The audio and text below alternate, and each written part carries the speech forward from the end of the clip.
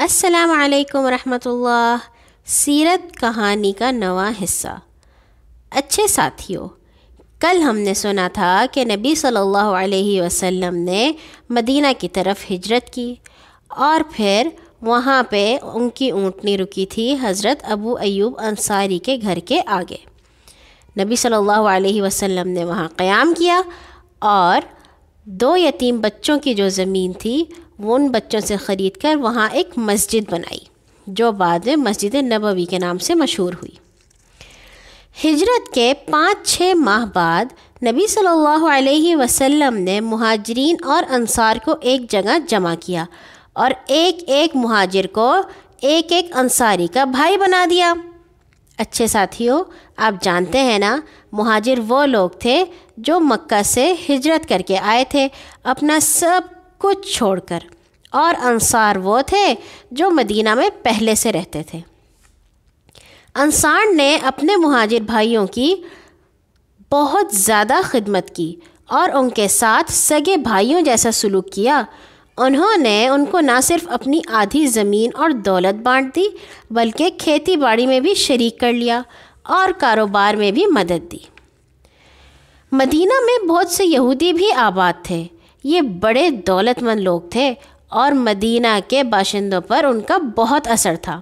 جب نبی صلی اللہ علیہ وسلم مدینہ تشریف لائے تو اس خیال سے کہ یہ لوگ بدامنی اور فساد نہ پیدا کریں، ان سے ایک معاہدہ کیا، یعنی ان سے ایک وعدہ لیا، جس کی بڑی شرطیں یہ تھیں کہ یہودیوں کو اپنے مذہب پر چلنے کی پوری آزادی ہوگی، مسلمان اور یہودی صلح صفائی سے رہیں گے، اور مدینہ پر کسی دشمن نے اگر حملہ کیا تو دونوں مل کر اس کا مقابلہ کریں گے۔ اس معاہدے یا وعدے کو میثاق مدینہ کہتے ہیں۔ مدینہ میں کچھ لوگ ایسے بھی تھے جو اپنے آپ کو مسلمان ظاہر تو کرتے تھے لیکن حقیقت میں وہ اسلام کے خلاف تھے۔ زبان پر وہ کچھ کہتے تھے اور دل میں کچھ۔ اللہ نے ایسے لوگوں کو منافق کا لقب دیا۔ ان کا سردار مدینہ کا ایک بہت ہی امیر شخص عبداللہ ابن ابی تھا۔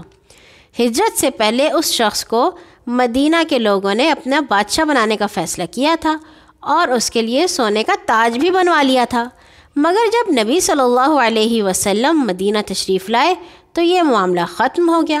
اس لیے وہ نبی صلی اللہ علیہ وسلم سے بہت جلتا تھا۔ رسول پاک صلی اللہ علیہ وسلم کے مدینہ آ جانے کے بعد بھی قریش اپنی شرارتوں سے باز نہ آئے۔ ان کو اس بات پر سخت غصہ تھا کہ اب ان کے ظلم کا ہاتھ مسلمانوں تک نہیں پہنچ سکتا۔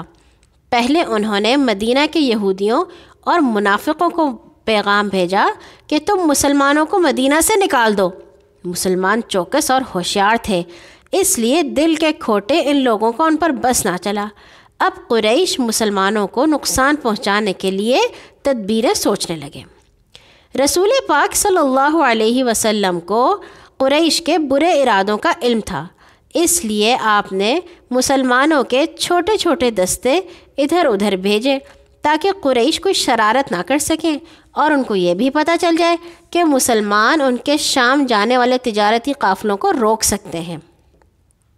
پھر بھی ایک دفعہ ان کے ایک سردار کرز بن جابر نے مدینہ کی ایک چراگاہ پر چھاپا مارا اور مسلمانوں کے اونٹ لوٹ کر لے گیا۔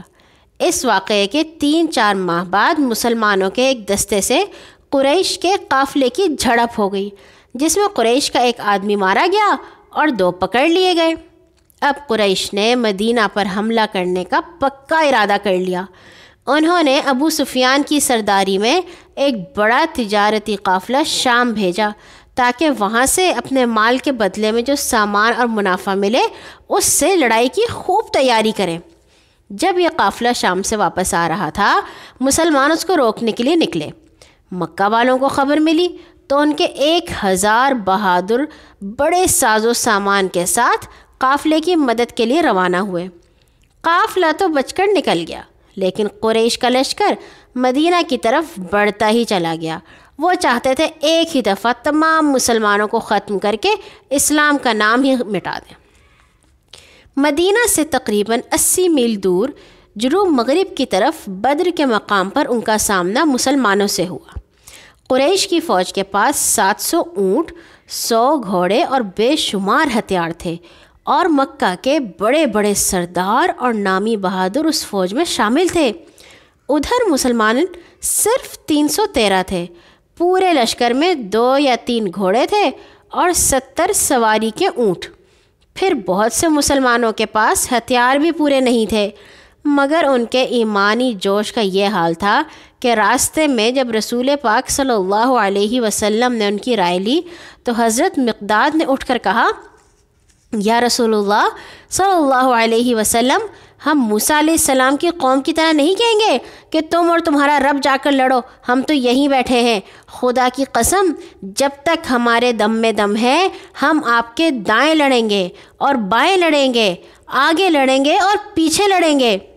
لڑائی شروع ہونے سے پہلے رسول پاک صلی اللہ علیہ وسلم نے بڑی عاجزی سے دعا مانگی، یا اللہ، اگر یہ تھوڑے سے مسلمان مارے گئے تو پھر قیامت تک تجھے پوجنے والا کوئی نہ ہوگا۔ الہی، تو نے مجھ سے جو وعدہ کیا ہے اس کو پورا کر۔ اس زمانے میں رواج تھا کہ پہلے 1 2 آدمی میدان میں نکل کر لڑتے، پھر عام لڑائی شروع ہوتی۔ قریش کی طرف سے لشکر کا سردار عتبہ اپنے بھائی شیبہ اور بیٹے ولید کو ساتھ لے کر نکلا۔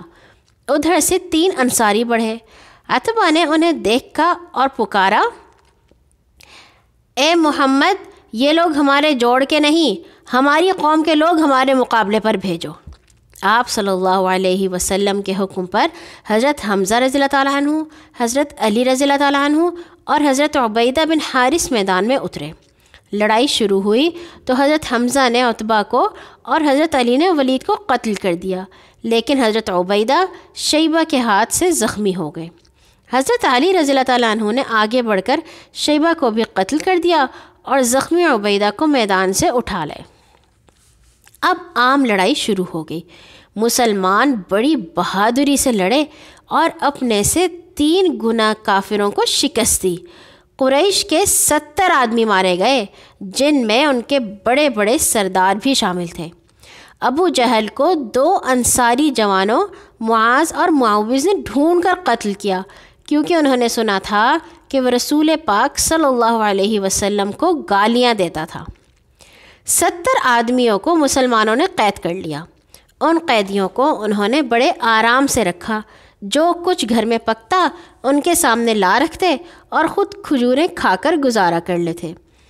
دولت مند قیدیوں کو ان کے رشتہ دار ایک خاص رقم، جسے فدیہ کہا جاتا ہے، دے کر چھڑا لے گئے۔ پڑھے لکھے غریب قیدیوں سے کہا گیا کہ وہ 10 مسلمان بچوں کو پڑھنا لکھنا سکھا دیں تو انہیں چھوڑ دیا جائے گا۔ جو قیدی غریب تھے اور لکھنا پڑھنا بھی نہیں جانتے تھے، ان کو ویسے ہی آزاد کر دیا گیا۔ بدر کی لڑائی ہجرت کے دوسرے سال رمضان کے مہینے میں ہوئی۔ اس شکست کی خبر مکہ پہنچی تو ہر طرف کوہرام مچ گیا۔ بدر میں جو کافر مارے گئے تھے ان کے رشتہ دار عورتیں ان کے بین کرتی اور مردوں کو ان کا بدلہ لینے پر اکساتی۔ ان کے بین اور تانے سن سن کر قریش نے مدینہ پر حملہ کرنے کے لیے زور و شور سے تیاریاں شروع کر دیں۔ اچھے ساتھیوں، یہ دوسرا حملہ کب ہوا اور کیسے ہوا، یہ ہم کل سنیں گے۔ اللہ تعالی ہمیشہ آپ کو سنت پر عمل کرنے کی توفیق عطا فرمائے۔ اللہ حافظ۔